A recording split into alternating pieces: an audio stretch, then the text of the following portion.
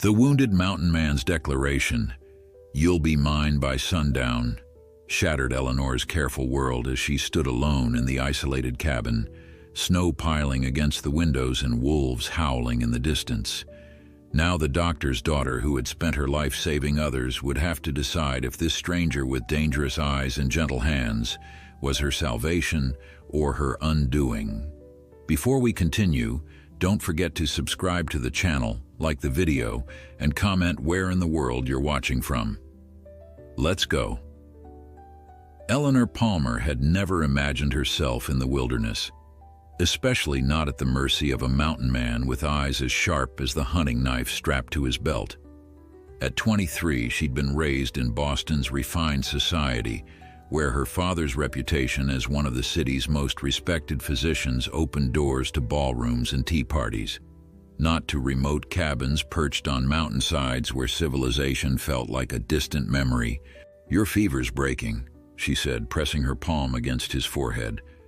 "The wound is healing cleanly." Caleb Blackwood watched her with the wary attention of a predator, though he was the one confined to the bed. 3 days earlier, she'd found him collapsed on the trail leading to her father's new medical practice in Helena, bleeding from a bear attack that had left deep gashes across his chest and shoulder. "I don't need your doctoring anymore," he said, his voice rough from disuse. "I'll be gone by morning." Eleanor fought the urge to step back from the intensity of his gaze. This man belonged to the mountains in a way she could scarcely comprehend.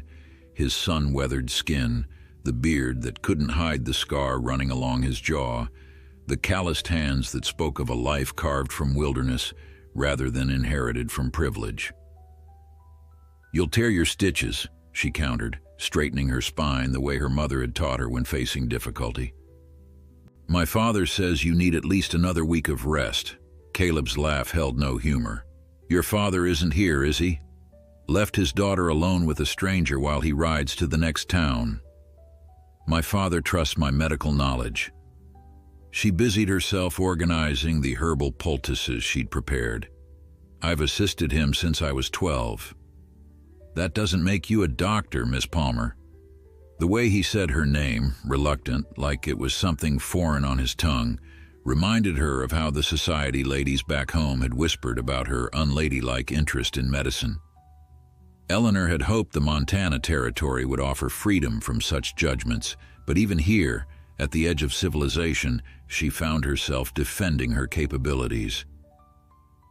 "It makes me the person who saved your life," she replied. "You may go in the morning if you insist, Mr. Blackwood. But know that my father and I will bear no responsibility for your stubbornness." She turned to leave, but his voice stopped her at the door of the small room they'd converted into a recovery space. "Why did you do it?" Eleanor looked back. "Do what?" "Drag a half-dead stranger twice your size back to your cabin, spend 3 days changing bandages and brewing medicines. Most women would have left me for the wolves." The question hung between them, forcing her to confront her own impulsivity. She'd been collecting specimens along the trail when she'd found him, blood staining the rocky ground beneath his massive form. The reasonable action would have been to ride for help. Instead, she'd somehow managed to get him onto her horse and bring him home. "I'm not most women," she said finally, "and doctors don't choose who deserves saving." A week passed, and despite his declarations, Caleb remained at the Palmer cabin. His wounds, deeper than even Eleanor had initially assessed, required continued care. Each day brought a subtle shift in their interactions, his gruff responses lengthening into occasional conversation, her clinical observations softening into genuine concern. She learned he'd been living in these mountains for 15 years, arriving as little more than a boy after the war had taken everything from him. He trapped and hunted, traded furs in Helena twice yearly, and otherwise avoided the encroaching settlements that brought more people into his solitary domain. "You talk about this land like it's alive," Eleanor observed one evening as she changed his bandages. The cabin was quiet, lit only by the fireplace and a single oil lamp. "It is alive," he said, wincing slightly as she applied a fresh poultice. "More honest than any person I've met. The mountain doesn't pretend to be something it's not. It'll kill you if you're careless, but there's no malice in it." Eleanor considered this as she worked. "Is that why you prefer it to people? The honesty?" His eyes, the color of the forest after rain, studied her with that unsettling intensity. "People lie. They make promises they don't keep. They build things that don't last." "Some people," she corrected, "not all. Enough of them." Dr. Palmer returned 2 days later, bringing supplies and news that made Eleanor's stomach twist with dread. He waited until after dinner, when Caleb had retired to his sick room, to share what he'd learned in the neighboring settlement. "The situation in Helena is deteriorating," he said, his voice low despite the closed door between them and their patient. "The typhoid outbreak is worse than we feared. The territorial governor is considering quarantine measures." Eleanor stared at her father, taking in the new lines that seemed to have appeared on his face during his brief absence. At 53, Jonathan Palmer had left behind a successful Boston practice after her mother's death, seeking purpose in the frontier where medical care was scarce. She'd followed out of loyalty and her own desire for a fresh start. "How many cases?" she asked.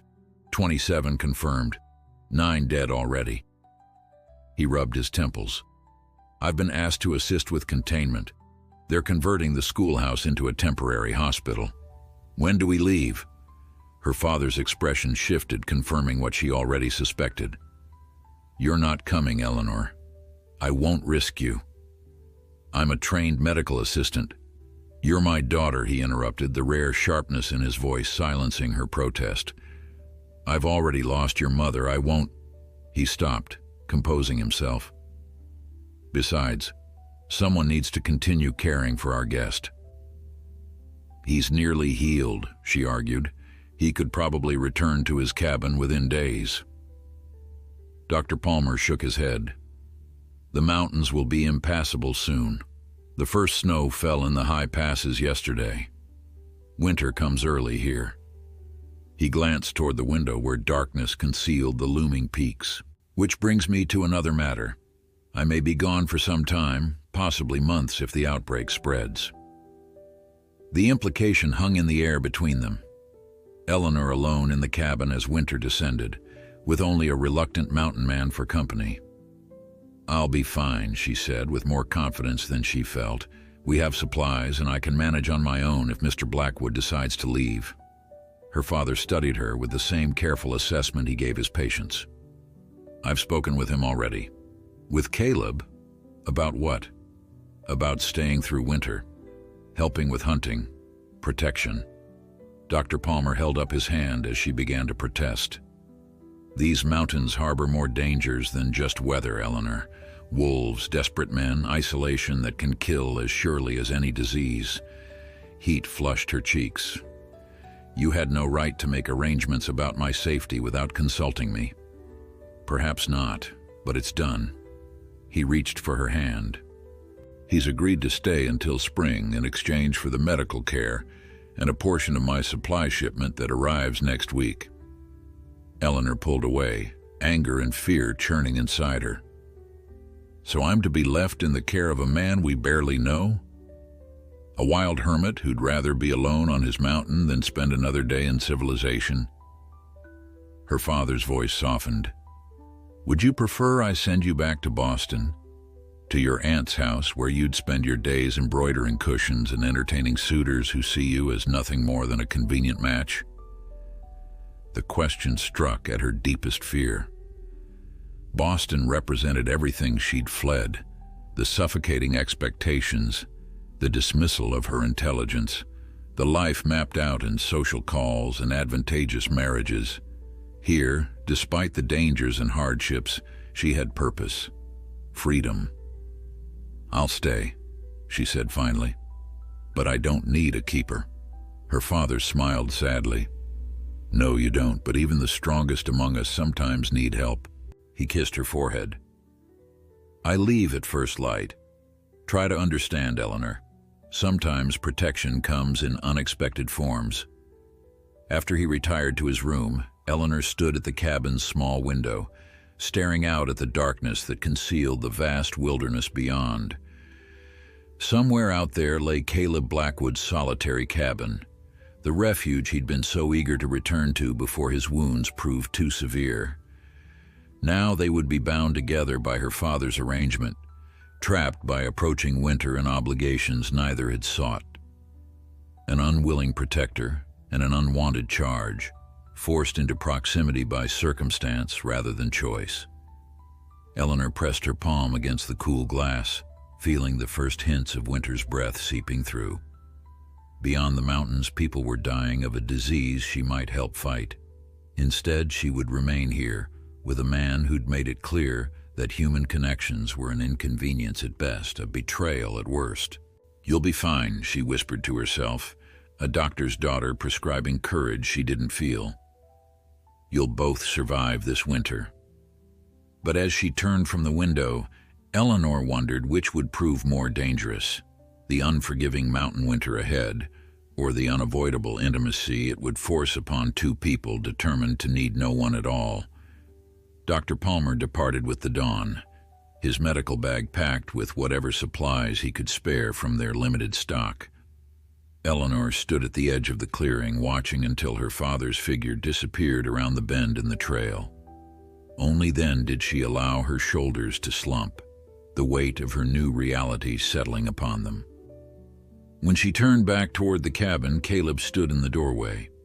Despite the bandages still visible beneath his buckskin shirt, he'd regained much of his imposing presence. Tall enough that he had to duck to clear the doorframe, with shoulders broad from years of survival in the wilderness, he made their modest cabin seem suddenly small. "Your father's a brave man," he said, his voice carrying easily across the yard. "Not many would ride towards sickness rather than away from it." Eleanor nodded, unsure whether to interpret his words as genuine respect or subtle criticism. "It's our calling. The Palmer family has practiced medicine for 3 generations. And you? Is it your calling too?" She crossed the yard, brushing past him to enter the cabin. "I assist. I learn. I hope to attend medical college someday, though few accept women." Caleb followed her inside, his movements still cautious from his healing wounds. "Seems to me you already know more than most doctors I've encountered. None of them could have done what you did for me." The unexpected compliment caught her off guard. "Thank you," she said, busying herself with the breakfast dishes to hide her surprise, "though I suspect your constitution deserves more credit than my skills." A half-smile flickered across his face, there and gone so quickly she might have imagined it. "My constitution's kept me alive 15 years in these mountains, but it wouldn't have survived that bear without your help." The acknowledgement hung between them, neither quite comfortable with the debt it represented. Eleanor broke the silence first. "We should discuss arrangements. Father said you've agreed to stay until spring." "Not much to discuss. I'll hunt, chop wood, keep watch. You tend the cabin." Eleanor set down the plate she was drying with deliberate care. "If you're thinking I'll play frontier housewife while you come and go as you please, you're mistaken. I have my own work, cataloging native medicinal plants, preparing treatments, maintaining Father's records." "Never said otherwise." His tone remained neutral, but something in his eyes suggested amusement. "But someone needs to cook unless you plan to eat raw rabbit all winter." "I can cook," she said defensively. "Can you? Your father mentioned otherwise." Heat flushed her cheeks. Of course her father would have shared that particular shortcoming. Jonathan Palmer never missed an opportunity to remind Eleanor that her medical aptitude didn't excuse her from traditional feminine duties. "I'll learn," she said firmly. "And I expect to continue my specimen collection as weather permits. I won't be confined to this cabin all winter." Caleb crossed his arms, the motion pulling slightly at his bandaged shoulder. These mountains don't care about your expectations, Miss Palmer. First heavy snow is coming within weeks. After that, you'll be lucky to make it to the outhouse and back without snowshoes. Then teach me to use snowshoes. She matched his stance, arms crossed. Teach me what I need to know to survive here. Something shifted in his expression, surprise perhaps, or reluctant respect. Most city women wouldn't want to learn. I've already established I'm not most women. For a long moment, he studied her with that unnerving intensity, as though cataloging every detail of her appearance, the stubborn set of her jaw, the intelligence in her hazel eyes, the way her dark hair escaped its practical bun to curl around her face. "No," he said finally, "you're not." 3 days into their uneasy cohabitation, Eleanor woke to find Caleb gone and a fresh dusting of snow on the ground. Panic flared briefly. Had he abandoned her despite his promise? Before she spotted the note on the kitchen table, written in surprisingly elegant handwriting, "Gone to check my traps and cabin. Back by nightfall. Bar the door." The last instruction rankled, but she couldn't deny its wisdom. Though her father had chosen this location for its proximity to Helena while maintaining the isolation preferred by many of his patients, that same isolation made them vulnerable. With Caleb absent, Eleanor seized the opportunity to explore the cabin more thoroughly. Their accommodations were modest but sturdy. 2 bedrooms, a main room that served as kitchen and living area, and a small attached lean-to where her father kept his medical supplies. The cabin had been built by a trapper who died the previous winter, his property purchased by Dr. Palmer, based on recommendations from the territorial governor. In Caleb's temporary quarters, she found little evidence of his presence. The bed was made with military precision, his few possessions, a hunting knife, a worn book of poetry that surprised her, a small wooden carving of a hawk, arranged neatly on the bedside table. Something about the Spartan neatness touched her unexpectedly. This was a man accustomed to leaving no trace, to existing at the margins of other people's awareness. By mid-afternoon, dark clouds had gathered over the mountains, and the light snow had turned more insistent. Eleanor stoked the fire and peered anxiously through the window, searching for any sign of Caleb's return. Despite her initial resentment at being left in his care, she found herself listening for his footsteps with increasing urgency as daylight began to fade. When the cabin door finally opened, Caleb entered with a blast of cold air and the scent of pine and snow. His coat was dusted white, his beard collecting ice crystals that caught the firelight.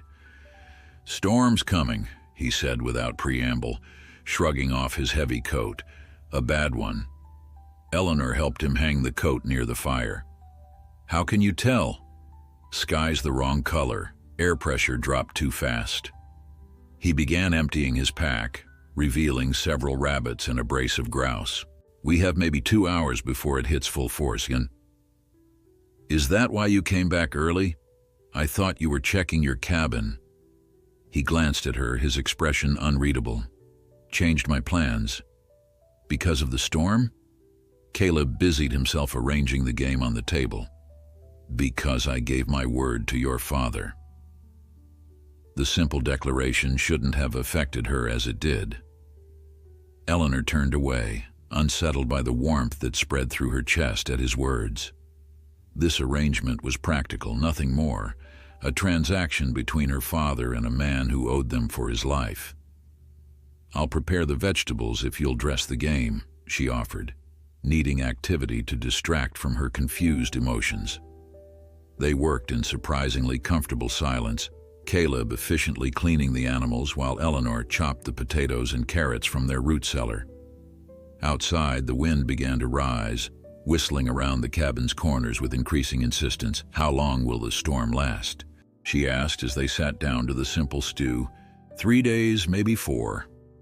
He glanced toward the window, where snow now drove horizontally past the glass. "We won't be going anywhere until it passes." 4 days confined together in the small cabin. Eleanor swallowed hard. suddenly aware of how Caleb's presence seemed to fill the space, not just physically, but in some indefinable way that made her intensely conscious of her own body, of the narrowing distance between their separate worlds. "Then we should use the time wisely," she said, striving for practicality. "You can begin teaching me what I need to know about surviving here." Caleb's eyes met hers across the table, firelight casting shadows that emphasized the strong lines of his face. "Lesson 1, he said quietly. "Sometimes survival means knowing when to stay put and wait out the storm." As the wind howled outside, Eleanor couldn't help feeling they were discussing something far more complicated than mountain weather. By the second day of the storm, the cabin creaked and moaned under the assault of wind and snow. Drifts had formed against the north wall, reaching halfway up the windows and transforming the familiar landscape into something alien and forbidding. Inside, Eleanor and Caleb had established an uneasy rhythm, she tending the fire and organizing their supplies, he repairing tools and carving additional wooden snowshoes from the pine boards he'd brought in before the storm hit. "You're quite skilled," Eleanor observed, watching his hands shape the wood with methodical precision. For such large hands, his movements possessed a surprising delicacy. Caleb didn't look up from his work. "Necessity teaches better than any schoolmaster." "Is that where you learn medicine as well? Necessity?"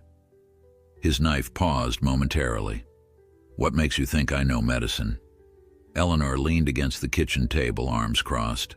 "The herbs in your pack, yarrow, echinacea, willow bark, all medicinal, and arranged with knowledge, not chance."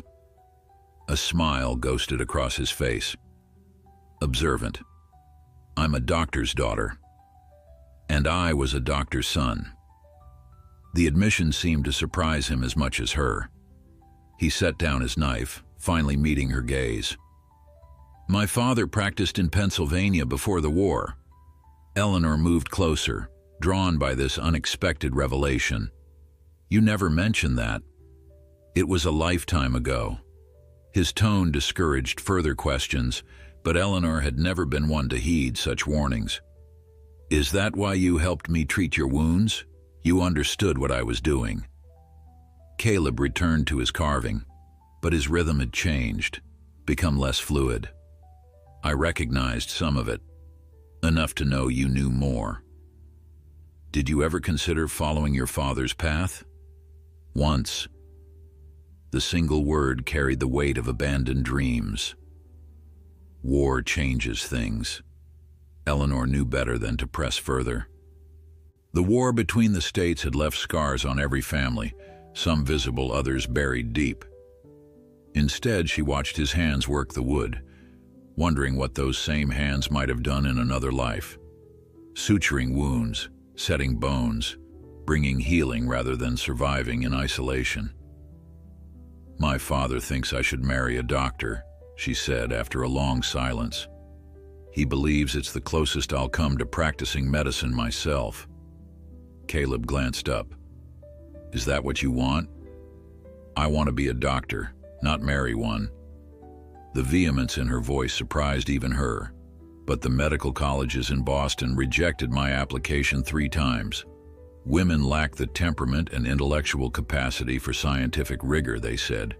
"Yet you performed surgery on a man twice your size while alone in the wilderness." His tone held no mockery, only a matter-of-fact assessment that warmed her more than the fire. "That was different. Necessity, as you said.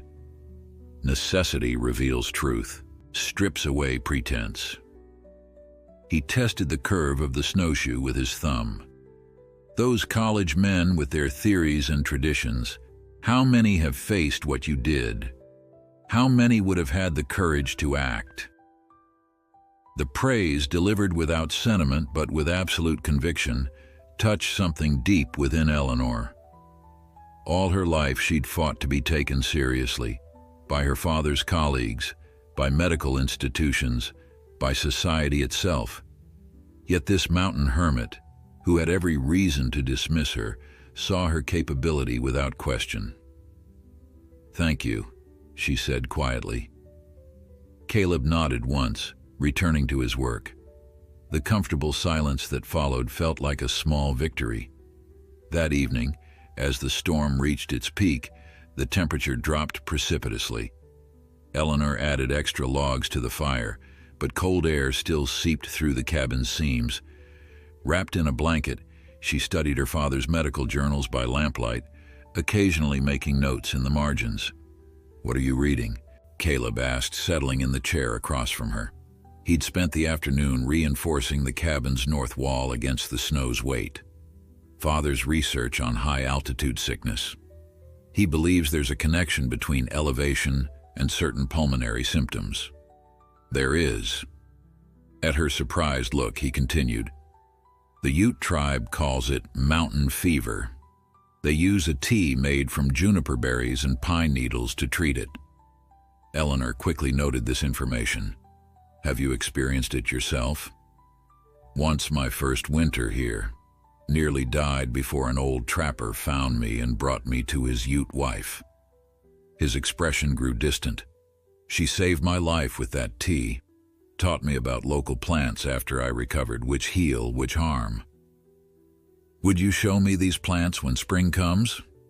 The question slipped out before she could consider its implications, that she was planning beyond their enforced companionship, imagining a future where they might continue to share knowledge. Something flashed in his eyes. Surprise, perhaps uncertainty. "If you're still here come spring, where else would I be? Back to civilization, back to Boston with its doctors and societies." Eleanor closed her journal. "You think I belong there? I think you have choices I don't." The bitter edge in his voice caught her attention. "What do you mean?" Caleb stared into the fire, the flames casting his features in sharp relief.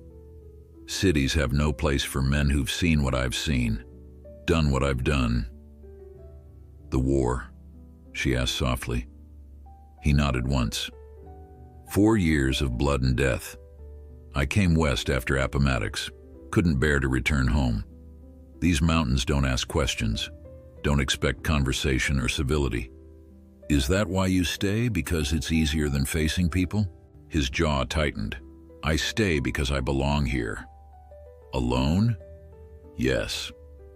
But something in his voice lacked conviction. Eleanor studied him, this complex man who'd saved her father's medical books from the leaking roof before tending to his own few possessions, who claimed to prefer solitude yet watched her with an intensity that suggested hunger for connection. "I don't believe that," she said finally. "No one truly belongs in isolation. You don't know me, Miss Palmer. I know you've had opportunities to leave since the storm began to wane, yet you're still here. I know you spend hours carving snowshoes for me when you could be reinforcing your own cabin. I know you watch me when you think I'm not looking." Color rose in his face, visible even in the firelight. "You should get some sleep. It'll be cold tonight." As if to emphasize his words, the wind howled with renewed fury, rattling the windows in their frames. Eleanor shivered despite the fire's warmth. "The temperature's dropping too quickly," Caleb said, concern replacing his earlier discomfort. "This cabin wasn't built for mountain winters." He rose, checking the window seams. "We need to conserve heat, block the doorways to the bedrooms, keep the fire going all night in here." "You mean sleep here, both of us?" He didn't meet her eyes. "Survival trumps propriety, Miss Palmer. We'll need shared warmth to make it through tonight." Eleanor swallowed hard, understanding the necessity but acutely aware of the intimacy it would create. In Boston, being alone with a man in such circumstances would ruin her reputation irreparably. Here, refusing such practical measures might cost them their lives. "Very well," she said, striving for clinical detachment. "I'll gather the bedding."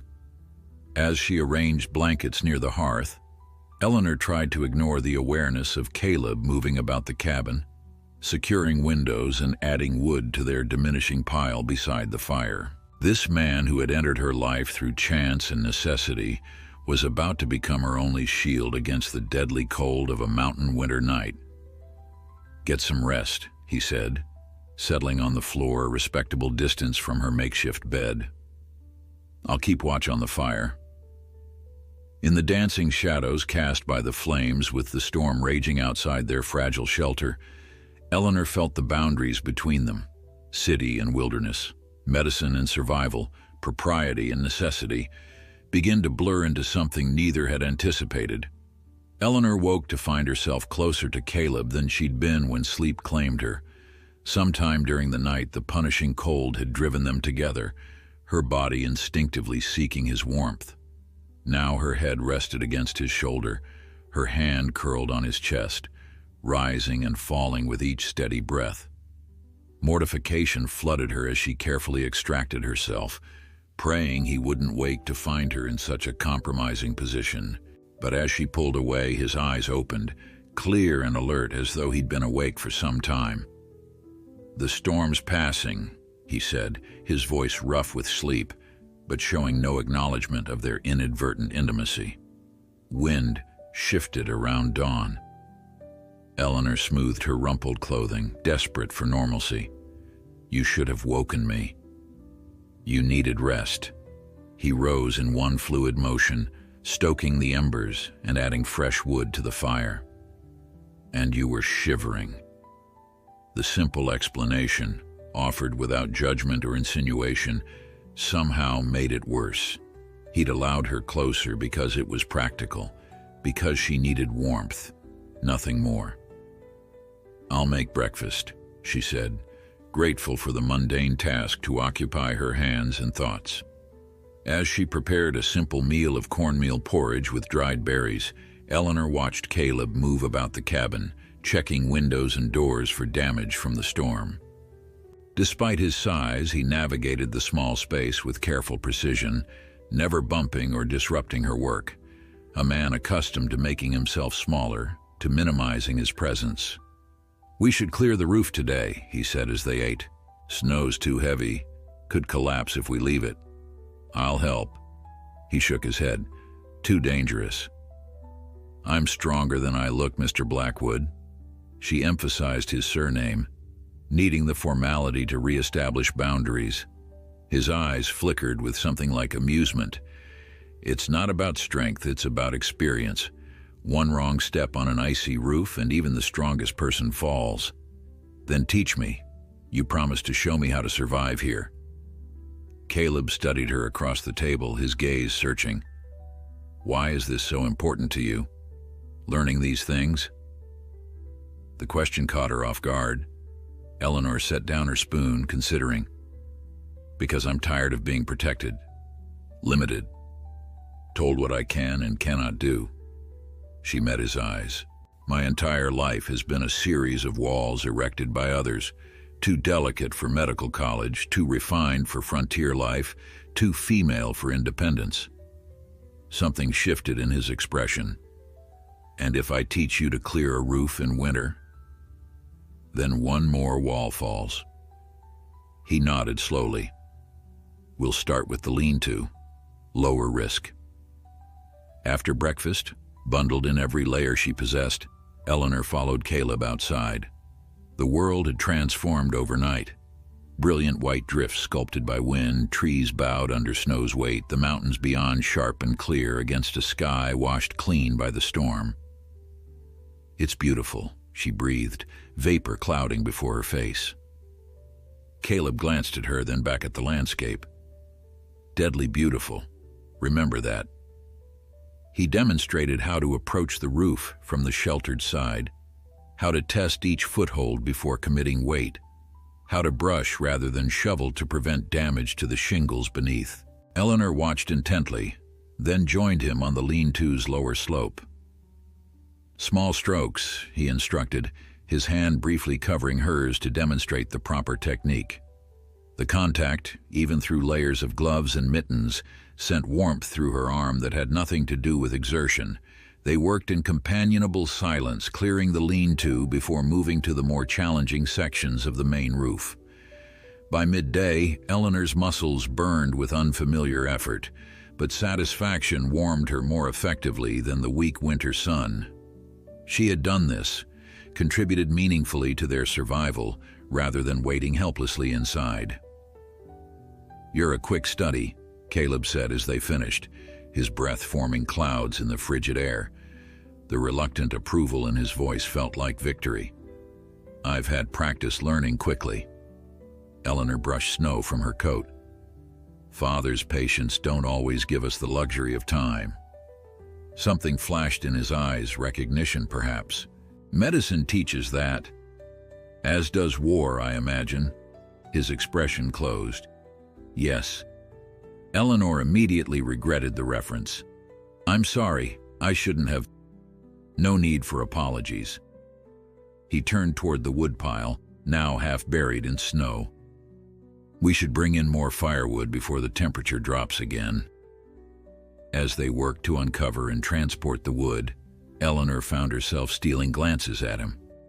The man was a contradiction, educated yet choosing isolation, capable of gentleness despite his formidable appearance, protective without being patronizing.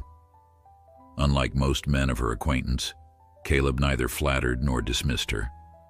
He simply acknowledged her as she was, strengths, limitations, and all. "You're staring," he said without looking up from the log he was splitting. Heat flooded her cheeks. "I was wondering about your cabin, what it's like."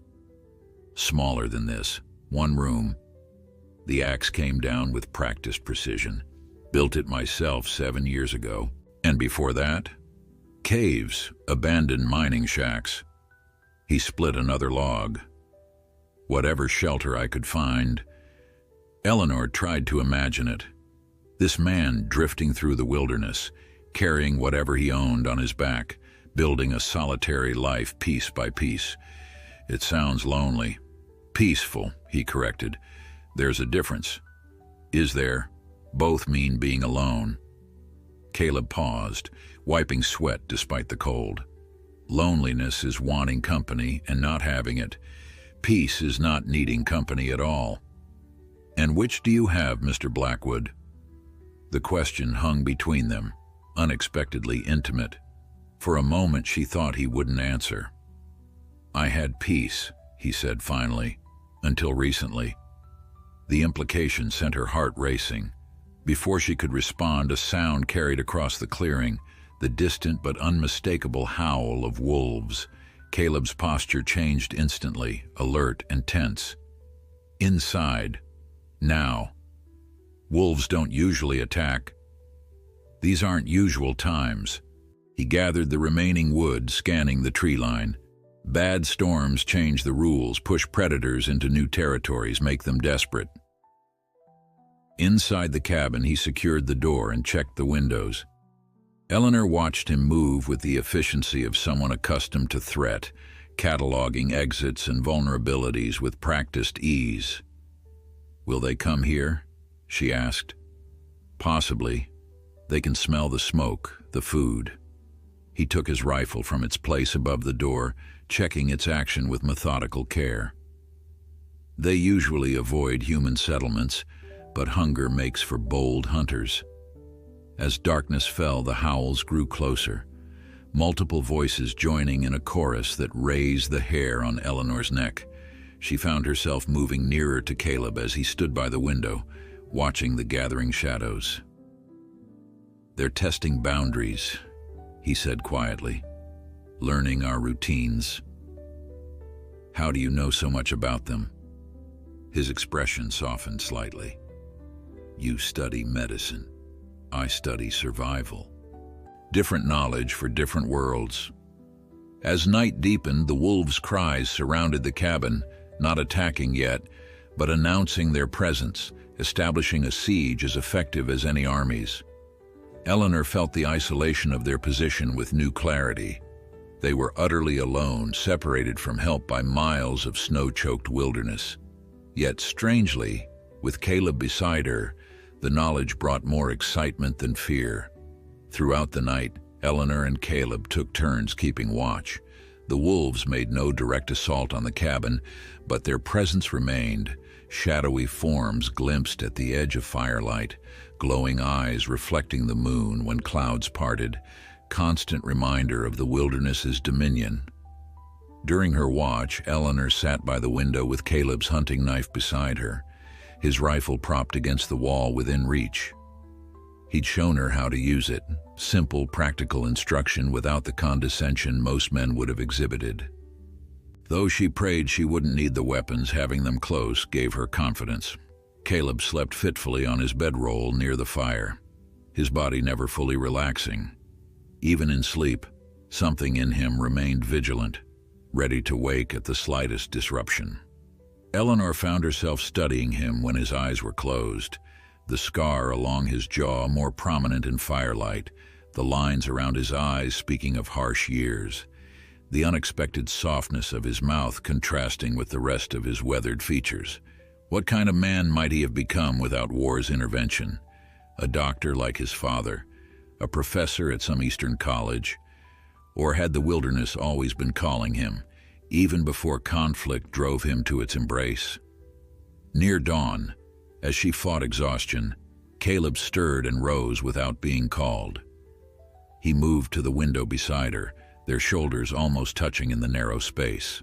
"They're still out there," she whispered, though she wasn't sure why she lowered her voice, perhaps because the night's intimacy seemed to demand it. "Yes." His eyes scanned the tree line. "But they're retreating. Dawn makes them cautious. Will they return tonight?"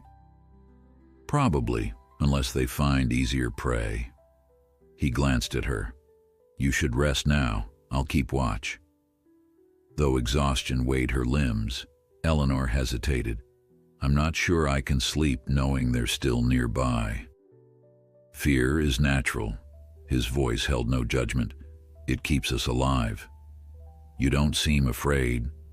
I've faced worse predators." Something in his tone suggested he meant the two-legged variety. Eleanor studied him in the gray pre-dawn light. During the war? For a moment she thought he might retreat behind his usual reserve. Instead he nodded once, still watching the tree line. Antietam, Gettysburg, the wilderness, Cold Harbor. Each battlefield name fell like a stone. By the end we were all predators. Prey. Sometimes both in the same day.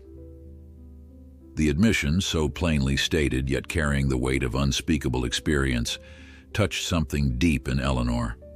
Before she could consider propriety, she placed her hand on his arm. "I'm sorry." He looked down at her hand, then back to her face with an expression she couldn't interpret. War doesn't allow for sorrow, only survival. And after? After is when the real battle begins. He shifted slightly, not removing himself from her touch, but creating distance nonetheless. "You should sleep while you can. The wolves won't be our only concern today." "What do you mean?" "Storm damaged more than the roof. North fence is down. Storage sheds compromised. Without repairs, we'll lose supplies to weather and predators." Eleanor withdrew her hand, recognizing his retreat to practical matters for what it was, a boundary reestablished. "I'll help after I've rested." He nodded, moving toward the fire to stoke it higher. Eleanor made her way to her bedroll, too tired to be self-conscious about lying down while he remained alert. As sleep claimed her, she carried the brief, unexpected vulnerability he'd shown, a glimpse behind the fortress walls he'd built around himself. She woke mid-morning to the sound of hammering. Following it outside, she found Caleb repairing the small storage shed, where they kept additional firewood and preserved foods. The wolves had retreated with daylight, though fresh tracks in the snow testified to their nighttime presence. Eleanor wrapped her shawl tighter against the cold. "What can I do?" Caleb glanced up, a nail held between his lips. He removed it to speak. "Inventory what's left in here. Anything damaged needs immediate attention." She nodded, appreciating that he didn't suggest she return to the safety of the cabin. Working together, they managed to salvage most of the supplies, though some flour and dried beans had been ruined by melted snow that leaked through the damaged roof. "This shed isn't properly constructed for mountain winters," Caleb observed, reinforcing a sagging corner. Your father's predecessor wasn't familiar with how snow accumulates here. Can it be fixed? Temporarily. Come spring, it should be rebuilt entirely. He hesitated. I could show you the proper technique, for when I'm gone. The casual reference to his eventual departure struck Eleanor with unexpected force. Of course he would leave when spring came. Their arrangement had always been temporary, born of necessity rather than choice. Yet somehow, in the days they'd spent together, she'd begun to forget the provisional nature of their companionship. That would be useful, she said, striving for the same detachment he displayed.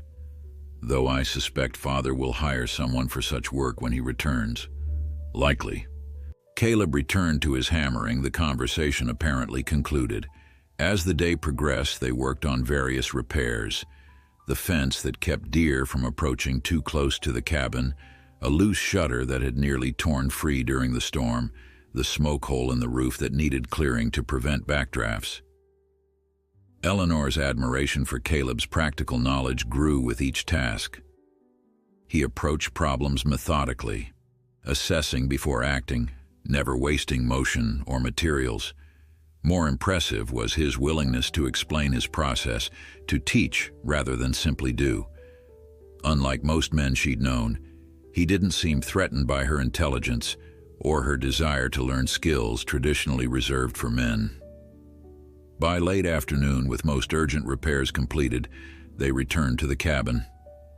Eleanor's muscles ached from unaccustomed labor, but satisfaction outweighed discomfort. She had contributed meaningfully, learned valuable skills, proven herself capable in ways Boston society would never have permitted. As she prepared a simple stew for their dinner, Caleb cleaned and oiled his rifle near the fire, his movements practiced and efficient. The domesticity of the scene struck Eleanor suddenly, how quickly they'd fallen into rhythms that felt almost natural, as if they'd been sharing this life for years rather than days. "What are you thinking?" Caleb asked, catching her watching him. The directness of the question surprised her. "That we've adapted to this situation more easily than I would have expected. Humans adapt. It's how we survive." He reassembled the rifle with deft movements, though some adapt better than others. "And which are you?" He considered this, his hands never pausing in their work. "War taught me to adapt quickly. These mountains refined the skill." "And what is this?" She gestured between them, encompassing their shared circumstances. "Taught you?" Caleb's hands stilled. He looked at her with that penetrating gaze that seemed to see beyond her careful composure to something she herself couldn't fully name. "That some adaptations are more difficult than others," he said finally. Outside, the wolves began their nightly chorus as darkness reclaimed the land. But within the cabin's walls, something else was circling, unspoken, undefined, yet impossible to ignore. The wolves attacked just before midnight. Eleanor woke to Caleb's hand covering her mouth, his face close to hers in the darkness, finger to his lips signaling silence. When she nodded understanding, he removed his hand and motioned toward the window. Outside, sleek forms moved with purpose rather than the previous night's cautious circling. Their confidence suggested desperation, hunger overcoming natural wariness. "They found weakness in the storage shed," Caleb whispered, checking his rifle. "We need to defend it or lose half our winter supplies." Eleanor's heart hammered against her ribs. "Both of us?" "I need someone to reload while I fire." His expression was grim.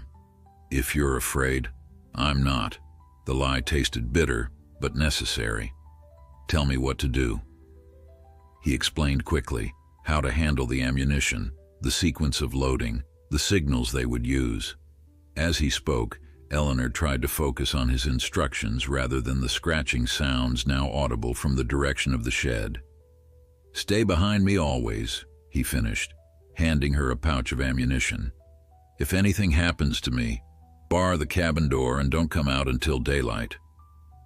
The simple contingency, spoken without drama but acknowledging real danger, sent ice through her veins. This man who had survived war and wilderness could die protecting their supplies, protecting her. Caleb. His name escaped her lips unbidden, the first time she'd used it directly. He paused at the door, looking back. Be careful.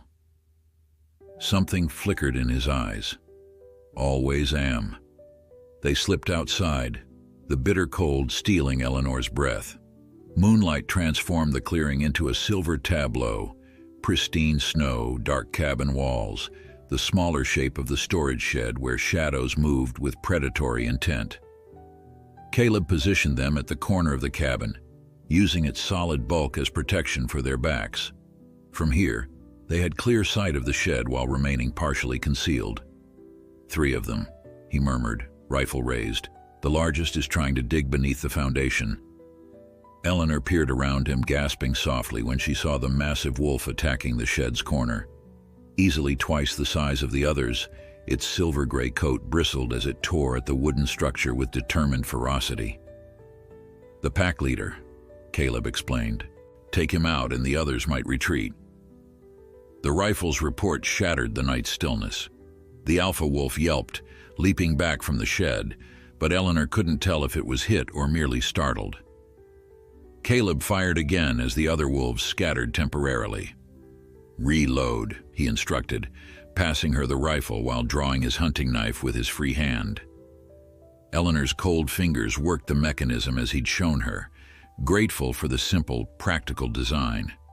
She returned the loaded weapon just as the wolves regrouped, circling warily but not retreating.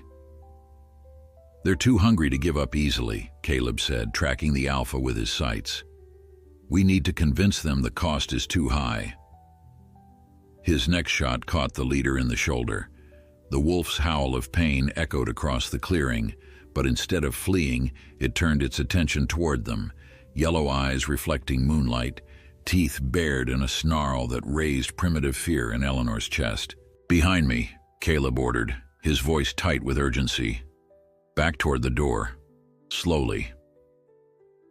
They retreated step by careful step, the wounded alpha tracking their movement, while the other wolves split to flank them.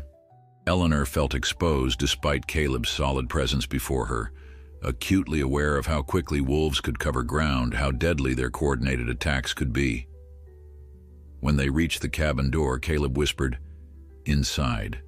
Now." "What about you?" "I'll follow. Go." Eleanor fumbled with the latch, pushing the door open while keeping her eyes on the wolves. As she stepped across the threshold, movement at the corner of her vision made her cry out in warning. The alpha had circled behind them, using the cabin's shadow for cover. It launched itself toward Caleb's unprotected back with terrible purpose. What happened next seemed to unfold in heartbeats rather than seconds. Caleb spun at her cry, dropping to one knee as he brought the rifle up. The wolf's momentum carried it forward as the weapon discharged. Both disappeared in a tangle of fur and limbs that rolled across the snow. "Caleb!" Eleanor rushed forward without thought, the hunting knife somehow in her hand, though she didn't remember drawing it. When the chaos resolved, Caleb was pinned beneath the massive wolf, its jaws inches from his throat, held back only by the rifle braced between them. Blood darkened the snow. Whose, she couldn't tell. Pure instinct drove her next actions. Eleanor grabbed the wolf's thick fur, plunging the knife into its side with all her strength. The beast twisted toward this new threat, its jaws snapping at air as Caleb used the distraction to heave it sideways. Another shot rang out, not from Caleb's rifle but from the tree line. The wolf collapsed mid-lunge, a bullet hole centered perfectly between its eyes. Eleanor whirled toward the source, expecting more danger, but Caleb's voice stopped her. "Friend, not foe," he managed, pushing himself to his feet with visible effort. Blood stained his left sleeve, but he seemed more concerned with retrieving his weapons than his injury. From the shadows emerged a figure almost as imposing as Caleb, a tall, indigenous man wrapped in furs, rifle still raised as he scanned for remaining threats. The other wolves had vanished at the death of their leader. "Hawk," Caleb acknowledged, relief evident beneath his composed exterior. The man nodded once. Heard shots. Figured only you'd be fool enough to face a winter wolf pack rather than let them have whatever they wanted. They wanted our food. All of it. Caleb turned to Eleanor, who stood trembling with fading adrenaline. Eleanor Palmer, this is Joseph Hawkins, best tracker in the territory and the closest thing to a neighbor I have. Joseph studied her with keen eyes. Doctor's daughter. Word reached the Blackfoot camp about your father heading to Helena. He glanced between them. Didn't know he left you with this one, though. Eleanor saved my life twice now. Caleb's matter-of-fact tone carried undercurrents Eleanor couldn't decipher. Once from a bear, tonight from that. He nodded toward the fallen wolf. Joseph's expression shifted subtly, surprise, perhaps respect. Then she's braver than most men I know, he addressed Eleanor directly. Or foolish, hard to tell the difference sometimes. Despite the circumstances, Eleanor found herself smiling. I've been called both before. Let's get inside, Caleb said, scanning the darkness. The rest might return. In the cabin's warmth, Eleanor examined Caleb's arm while Joseph skinned the alpha wolf outside. Too valuable to waste, he'd explained. It's not deep, Caleb insisted as she cleaned the gash where wolf claws had torn through his coat and shirt to the flesh beneath. Deep enough to need stitches. Eleanor threaded a needle from her father's medical kit, trying to ignore how her hands still trembled. Hold still. As she worked, their positions mirrored those of their first meeting, her tending his wounds, him watching with that unreadable intensity. But everything else had changed. She was no longer simply a doctor's daughter, practicing her skills on a stranger. He was no longer merely a patient to be treated and released. You could have been killed, she said quietly, securing the last stitch. So could you. His eyes held hers. You shouldn't have come after me. Would you have left me to face that wolf alone? His silence answered more eloquently than words. Joseph Hawkins stayed the night, claiming the weather was turning, though Eleanor suspected he remained to ensure no other wolves returned.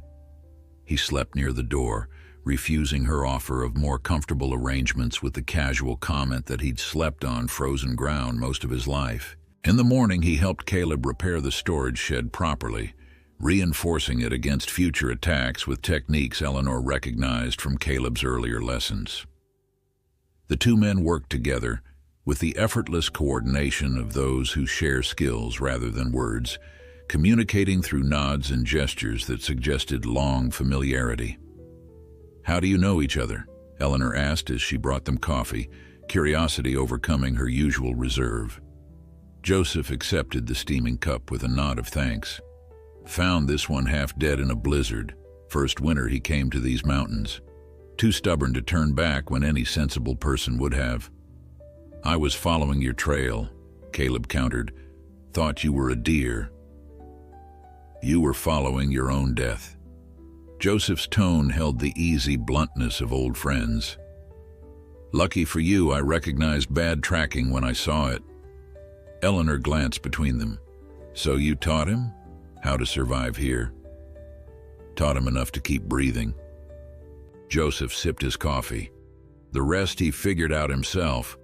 Always was a quick study. Something in his phrasing caught her attention. You knew him before? Before the mountains? A significant look passed between the men. Joseph raised an eyebrow at Caleb, who gave an almost imperceptible nod.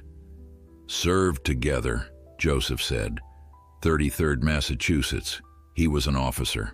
I was a scout. Blackfoot father, white mother. Army figured that made me good at moving quiet. Were they right? Eleanor asked. Joseph's lips quirked in a rare smile. Better than they deserved. This glimpse into Caleb's past fascinated Eleanor. She'd known he fought in the war, but not that he'd been an officer. It explained certain qualities, his natural authority, strategic thinking, the educated speech that sometimes emerged when he forgot to maintain his frontier terseness. Captain Blackwood, Joseph continued, watching Caleb with something like mischievous intent, had a reputation for keeping his men alive when other officers were happy to spend lives like ammunition. "Joseph," Caleb warned. "She should know who she's wintering with," Joseph replied, "especially after last night." "What happened?" Eleanor looked between them. "During the war." Caleb focused on repairing a split board, his jaw tight. After a moment, Joseph answered instead. "Cold Harbor. Union Command ordered a frontal assault on entrenched Confederate positions. Suicide order." His voice remained matter-of-fact, but his eyes held old shadows. "Captain here was supposed to lead his company straight into rebel artillery." "You refused the order?" Eleanor asked Caleb directly. "I modified it." Caleb didn't look up from his work. Found another approach, one that wouldn't get every man killed for nothing. "Saved the entire company," Joseph added, "then got court-martialed for insubordination." Eleanor stared at Caleb, understanding dawning. "That's why you left everything behind, why you came west."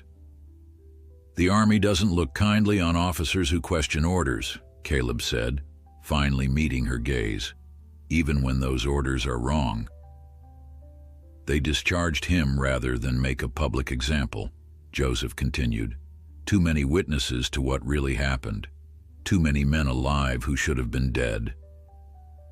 The revelation transformed Eleanor's understanding of the man before her, not just a survivor seeking solitude, but someone who'd sacrificed his future to preserve others' lives, who'd chosen moral courage over obedience, then accepted exile as the consequence. "Your men," she said softly. "Did they know what you did for them?" Something flickered in Caleb's eyes, pain, perhaps. "Some, others believed the official story, that I lost my nerve, couldn't face the enemy." "The ones who mattered knew the truth," Joseph said firmly. "Still do."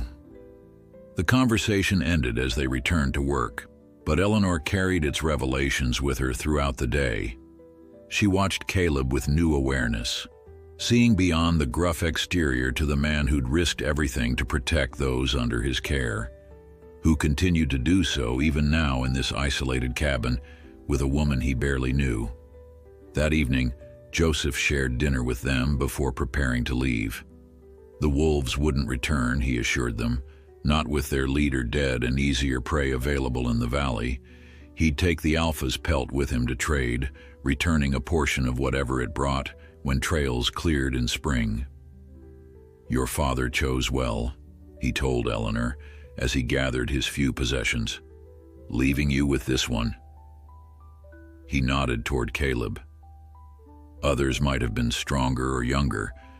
None would have been more faithful to their word." The simple assessment, delivered without sentiment, affected Eleanor deeply. "Thank you for last night, for telling me about him." Joseph studied her, his gaze disconcertingly perceptive. "He doesn't speak of the past, believes it's better buried." A pause. "Sometimes buried things still grow." After he departed, the cabin seemed unnaturally quiet.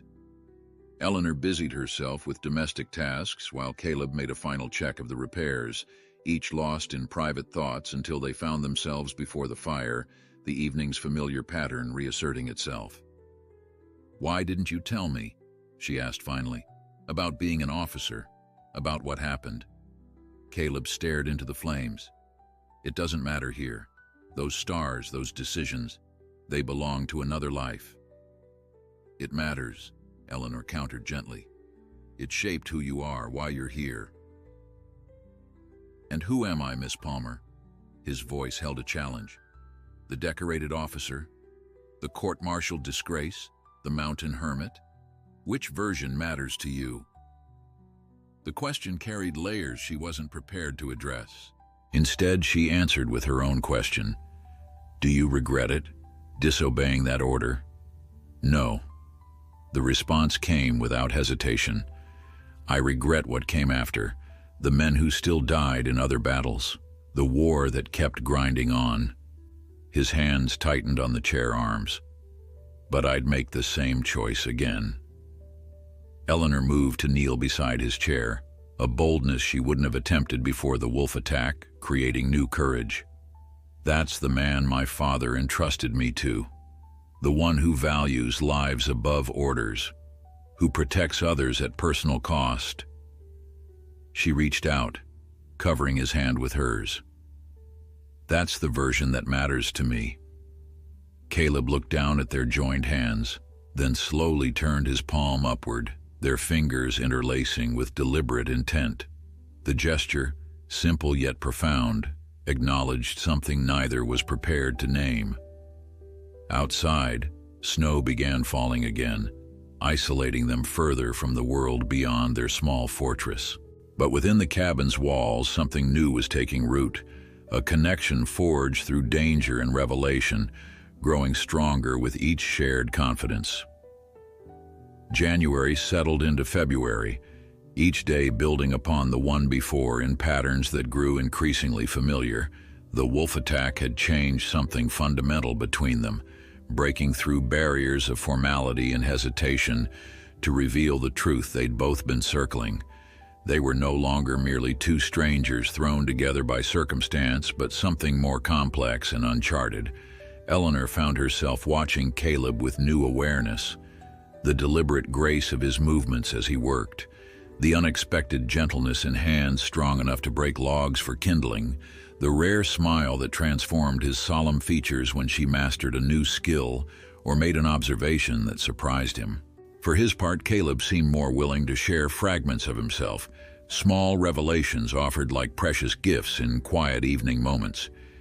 He spoke of his father's medical practice in a Pennsylvania town, so small it barely warranted a name on maps, of his mother's death from fever when he was 12, of studying at Harvard for 2 years before the war erupted, calling him and his classmates to service with promises of glory that dissolved into blood and mud on distant battlefields. "I wanted to follow my father into medicine," he admitted one night as Eleanor sorted her dried herbs by the fire, "to heal rather than harm." "You still could," she suggested, though she knew the world was rarely so accommodating of second chances. Medical schools might make allowances for a veteran. Perhaps. But his tone held no conviction. Some doors, once closed, stay that way. Eleanor understood too well. Her own ambitions had met similar barriers, not from disgrace, but from the simple, immovable fact of her gender. Different obstacles, same result. "Then we make new doors," she said with unexpected fierceness. "Find different paths to the same destination." Caleb looked at her with that penetrating gaze that always made her feel simultaneously seen and searched. "Is that what you're doing here? Creating a new path?" "I'm trying." She arranged sprigs of dried sage in neat bundles. "Father doesn't understand why I continue collecting specimens, documenting treatments. He thinks I should accept reality, find a suitable husband, perhaps a widower with children who needs a mother for his family." "And what do you think?" Eleanor's hands stilled. "I think I want more than what others have decided I deserve. I think knowledge doesn't care whether it's held in a man's mind or a woman's." She looked up, meeting his eyes directly. "I think I'm tired of living within boundaries I never agreed to." Something shifted in his expression, recognition, perhaps even admiration. "Then we have that in common at least." The simple acknowledgement, spoken without condescension or dismissal, meant more than all the platitudes she'd received from well-meaning friends in Boston. Caleb didn't attempt to soften her ambition or redirect it toward more suitable pursuits. He simply accepted it as valid, her desires as legitimate as any man's. 2 weeks after the wolf attack, a brief thaw created dangerous conditions across the mountainside. Melting snow trickled beneath frozen layers, creating treacherous ice sheets that made even short journeys hazardous. They remained close to the cabin, venturing out only for essential tasks. On the third day of the thaw, as Eleanor prepared lunch, a crash from outside sent her running to the door. Caleb had been checking the roof for ice buildup. Now he lay sprawled at the cabin's edge, unnaturally still against the dirty snow. "Caleb!" She rushed to him, heart hammering. His eyes were closed, blood staining the snow beneath his head. Training took over where panic threatened. Eleanor checked his breathing, his pulse, the extent of his injuries. The head wound looked worse than it was. Scalp injuries always bled profusely. More concerning was his right arm, bent at an unnatural angle that clearly indicated fracture. With strength born of necessity, she managed to drag him inside and onto his bedroll near the fire. He regained consciousness as she cleaned the head wound, eyes unfocused but recognizing her. "What happened?" His voice emerged rough with pain. "You fell. The ice." She continued working, grateful her hands remained steady. "Your arm is broken. I need to set it before swelling makes it worse." He nodded once, understanding the necessity. "Do what you must." Eleanor had assisted her father with fractures before, but never managed one alone. The procedure required strength and precision, qualities she possessed, but rarely needed to employ simultaneously.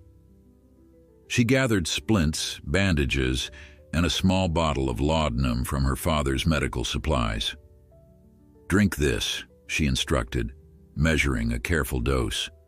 "It won't eliminate the pain, but it might make it bearable." Caleb swallowed the bitter liquid without complaint. While waiting for it to take effect, Eleanor prepared everything she would need, mentally rehearsing the procedure step by step. "Ready?" she asked when his eyes had grown slightly unfocused from the medication. He nodded, bracing himself. Eleanor positioned herself properly, then executed the reduction with one swift, decisive movement. Caleb's sharp intake of breath was his only reaction to what must have been excruciating pain. She worked quickly to splint and bandage the arm, securing it against his chest to prevent movement during healing. "You did well," he said when she finished, his voice strained but steady. "I had an excellent patient." She smiled despite her concern, relief making her lightheaded. Most men would have screamed. "Had practice." His eyes were clearer now, focused on her face. "Field hospitals during the war. You learned to endure." Eleanor dampened a cloth and gently cleaned the remaining blood from his temple. "Nevertheless, I'm impressed with your stoicism and grateful for it." "Not stoicism." He caught her wrist as she withdrew, his touch light despite his weakened state. "Trust." The single word hung between them, simple yet profound. In this wilderness where survival depended on constant vigilance, trust was perhaps the most precious commodity of all. That he would place his in her, a woman with incomplete medical training, isolated from help or guidance, humbled her. "Rest now," she said softly, her free hand moving to brush hair from his forehead in a gesture more intimate than any they had shared before. "The laudanum will help you sleep." His fingers remained around her wrist, thumb brushing over her pulse point. "Eleanor." Her name on his lips sent warmth through her that had nothing to do with the nearby fire. "I'm here," she answered, understanding the question beneath the single word. "When spring comes," he began, then hesitated, something vulnerable crossing his face. "That's months away," she said gently. "Rest now. We'll speak of spring when you're stronger." As the medication pulled him toward sleep, Eleanor remained beside him, her wrist still captured in his loose grip. Outside, the brief thaw was already surrendering to renewed cold, ice reforming over partially melted snow. But within the cabin's walls, something was thawing that neither had expected, or perhaps had fought against since the beginning. Caleb's injury transformed their dynamic. Eleanor became caretaker rather than guest, provider instead of dependent. She mastered tasks she'd never attempted, chopping wood with the proper technique he taught her from his sickbed, maintaining the fire through the night, checking the perimeter each morning for signs of predators or weather damage. He watched her with quiet amazement, offering guidance when needed, but more often simply observing as she adapted to challenges with determination that matched his own. "You're becoming a mountain woman," he remarked one evening as she returned from securing the storage shed, her cheeks flushed with cold and exertion. "Not quite," she laughed, shaking snow from her coat. "A true mountain woman wouldn't need these frequent breaks to warm her hands. Experience, not constitution, makes the difference." His eyes followed her movements as she prepared their evening meal. "You've learned more in weeks than most settlers manage in years." The compliment pleased her more than it should have. "I had an excellent teacher." "Had?" His eyebrow raised slightly. "Am I being dismissed?" "Your teaching methods are somewhat limited at present." She nodded toward his splinted arm. "Though your instructions remain clear even from a reclining position." A ghost of a smile touched his lips. "Then perhaps I've found my true calling, professor rather than physician." "Professor Blackwood." She tested the title, finding it suited him. "Harvard might welcome you back in that capacity." Harvard. He spoke the name like a distant memory. "That world seems foreign now, as if someone else walked those halls, attended those lectures." "War changes people," she offered, echoing his earlier words, "not just war." His gaze met hers across the cabin. "This place changes you too. The mountains, the solitude." A pause, or its absence. The reference to her presence in his formerly solitary existence hung between them, neither quite ready to examine it directly. February crawled toward March with agonizing slowness. Caleb's arm healed well, though Eleanor insisted he continue restricting movement to ensure proper alignment. His compliance surprised her. This man, who had survived wilderness alone for years, accepting her authority in matters of his health with unquestioning trust. One morning, as she changed his bandages, he caught her hand. "I need to check my cabin." "Your arm isn't ready for—" "Not alone," he interrupted. "Together, the next clear day." Eleanor hesitated. They hadn't ventured far from the doctor's cabin since his fall, both because of his injury and the deepening winter. But she understood his concern. A mountain cabin left unchecked for months could suffer damage that might prove catastrophic. "If the weather allows," she conceded, "and only if you promise to let me do any necessary work while you supervise." His expression suggested he would have argued in the past. Now he simply nodded, accepting the compromise. 3 days later, beneath a sky of startling blue, they made the journey to Caleb's cabin. Eleanor had pictured something crude and utilitarian, a basic shelter reflecting bare necessity. The reality surprised her. Nestled against a rocky outcropping that provided natural protection from northern winds, the cabin showed evidence of careful craftsmanship, smaller than her father's but sturdily built, with a stone chimney, well-constructed roof, and small windows positioned to maximize light while minimizing heat loss. Inside was equally unexpected. Bookshelves lined one wall, filled with volumes whose titles reflected an educated mind, medical texts, philosophy, poetry, histories. A desk beneath the largest window held writing materials and journals bound in leather. The single room was meticulously organized, every item having its precise place. "You've been holding out on me, Professor," she said, trailing her fingers along book spines. "I didn't expect a library. Long winters require occupation." He moved to check the chimney for blockages. "Reading passes the time." Eleanor examined the titles more closely. "These were your father's medical texts. Some, others I collected after." He glanced at her. "Knowledge shouldn't be abandoned even when its application changes." She pulled a volume from the shelf, Gray's Anatomy, its pages marked with careful annotations in a precise hand she recognized as Caleb's. "You've studied these. Old habits." He seemed almost embarrassed. "Sometimes I treat injuries among the Blackfoot. Nothing complex. Joseph brings them when doctors are too distant." This revelation touched her deeply. This supposedly solitary man maintaining connections to both his medical background and the community beyond his isolation. Practicing healing arts he claimed to have abandoned.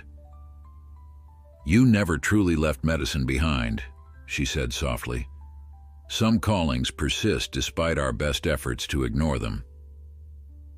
He moved to the desk, retrieving something from a drawer. "Like your botanical studies." He handed her a small book, bound in worn leather. "I've documented local medicinal plants. Thought it might interest you." Eleanor opened it with careful hands, finding detailed drawings, descriptions, and applications noted in the same precise script. The work represented years of observation and experience, knowledge that could prove invaluable to her father's practice. "This is extraordinary," she whispered, turning pages with growing excitement. "These applications, some aren't in any of our medical texts. Indigenous knowledge mostly, refined through trial." His voice held no pride, merely statement of fact. "You're welcome to copy it, add your own observations." The offer, sharing years of accumulated knowledge, represented trust more profound than any words could express. Eleanor looked up from the book to find him watching her, something vulnerable in his expression. "Thank you," she said, hoping he understood the depth of her gratitude. They worked together to check the cabin thoroughly, finding it weather-tight and secure. As they prepared to leave, Eleanor paused by the desk, noticing something she'd missed initially, a small framed daguerreotype partially hidden behind stacked papers. A young Caleb in uniform, standing beside an older man in civilian clothes. The family resemblance was unmistakable, the same strong jaw, the same penetrating eyes. "Your father?" she asked softly. Caleb nodded, moving to stand beside her.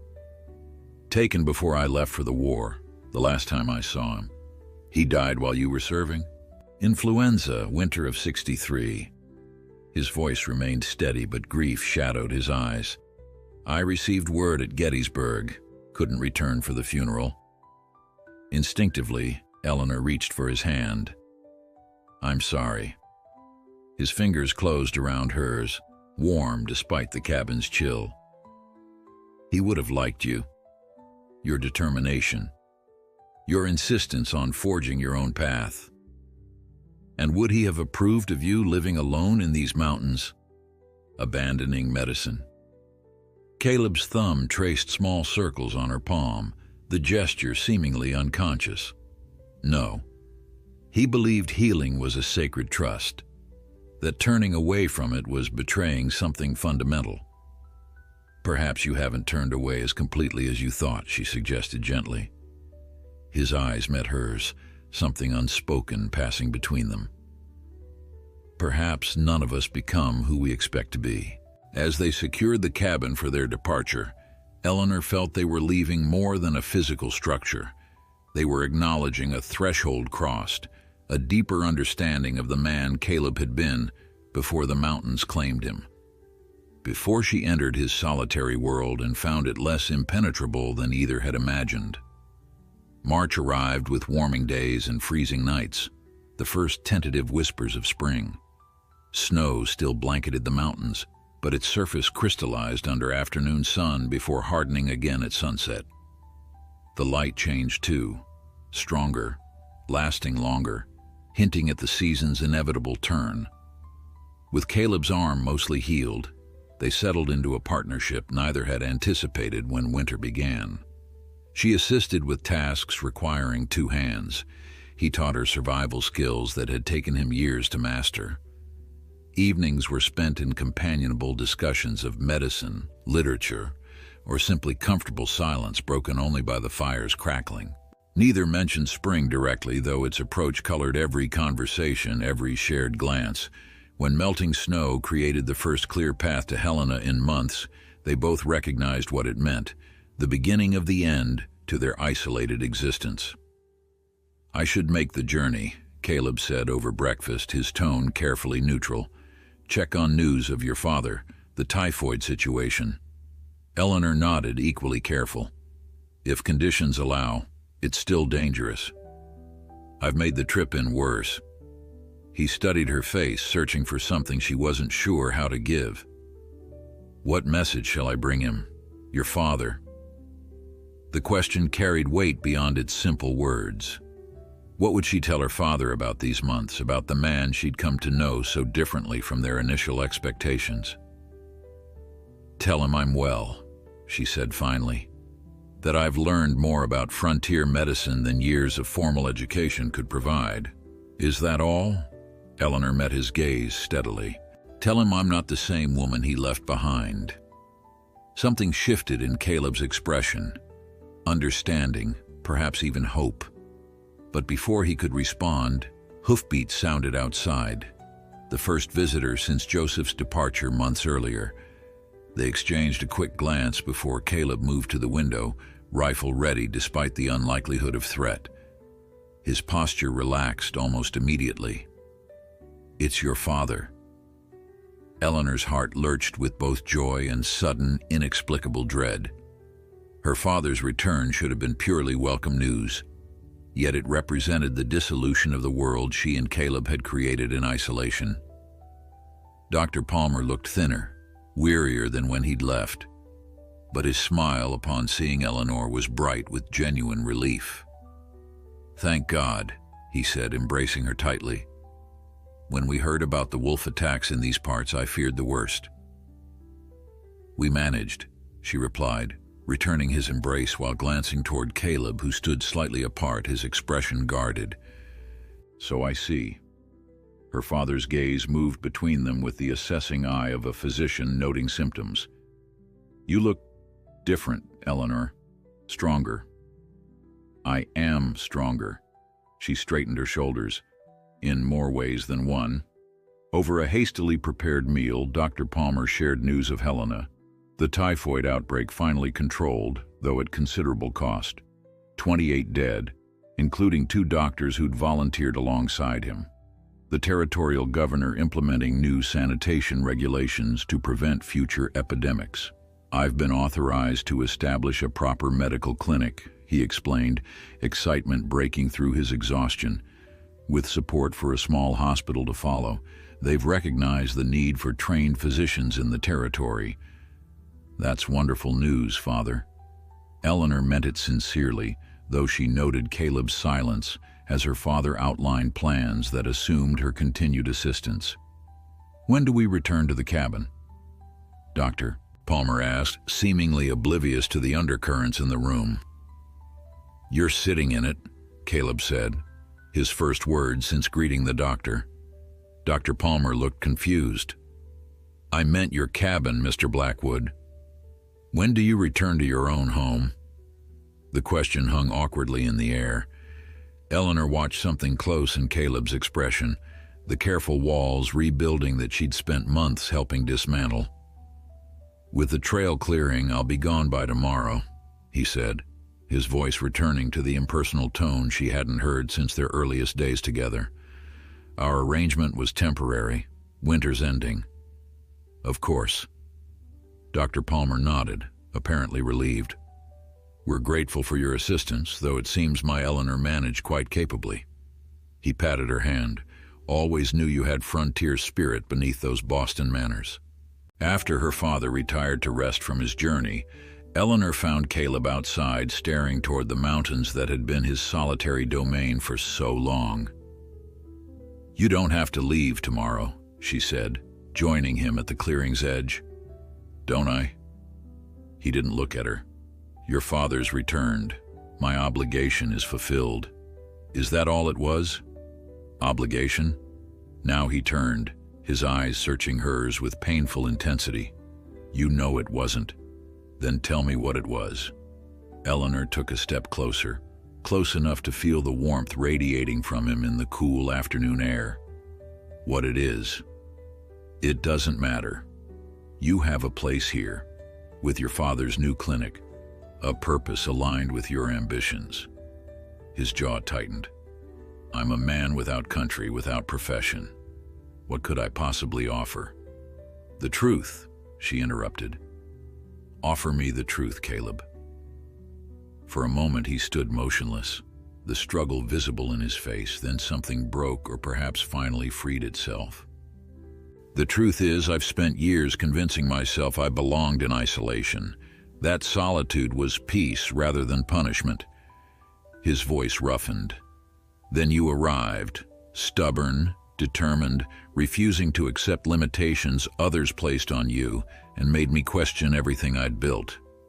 He reached out, fingers brushing her cheek with a gentleness that belied his strength. The truth is, I don't want to return to my cabin alone. But I can't ask you to abandon your father, your future. You haven't asked me anything, she pointed out softly. The last light of afternoon gilded the mountains behind them, transforming snow to gold, shadows to violet. Caleb's eyes reflected the same fire as he finally spoke the words they'd been circling for months. Stay with me, he said simply. Not because you need protection, or because your father arranged it. Stay because you choose to. Eleanor covered his hand with hers, holding it against her cheek. As what, your wilderness companion? Your fellow hermit? As my wife? The words emerged with quiet certainty. As my partner in whatever future we build, here, in Helena, wherever your medical ambitions lead. I don't care about the place as long as we face it together. Tears pricked her eyes, not of sadness but recognition, of finding something she hadn't known she was seeking until this moment, with this man, in this unlikely setting. You once said some doors, once closed, stay that way, she reminded him. But what if new ones open instead? Then we walk through them. He drew her closer, one arm circling her waist. Together.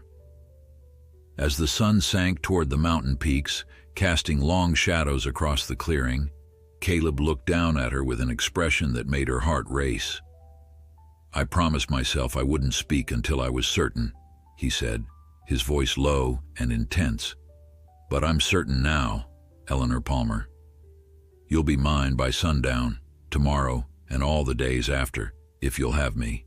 Her answer came without hesitation, as inevitable as the spring now awakening around them, as certain as the mountains that had brought them together against all probability. I will.